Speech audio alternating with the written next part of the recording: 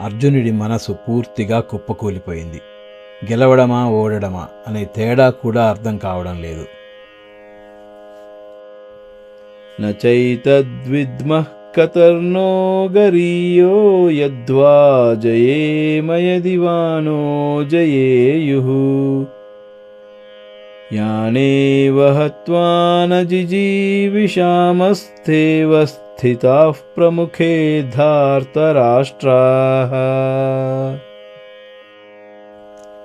ఈ యుద్ధం చేయడం మంచిదా చేయకపోవడం మంచిదా అర్థం కావడం లేదు.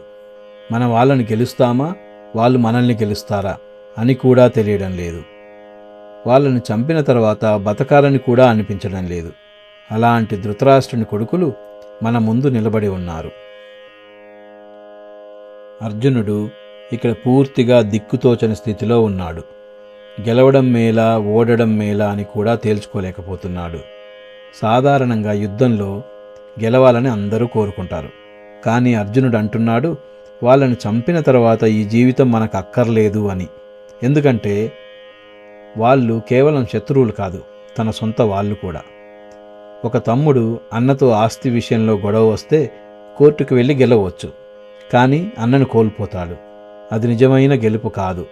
అర్జునుడికి అదే అనిపిస్తుంది. రాజ్యం వస్తుంది కానీ వాళ్ళందరూ పోతారు. అప్పుడు ఈ రాజ్యం ఎందుకు అని. ఇక్కడ అర్జునుడి సమస్య స్పష్టంగా కనిపిస్తుంది. బుద్ధి పనిచేయడం ఆగిపోయింది. మనసు పూర్తిగా భావోద్వేగాలలో కొట్టుమిట్టాడుతోంది. ఈ దిక్కుతోచని స్థితిలో అర్జునుడు చివరికి కృష్ణుడి శరణు కోరుతాడు. అదే తర్వాతి శ్లోకం.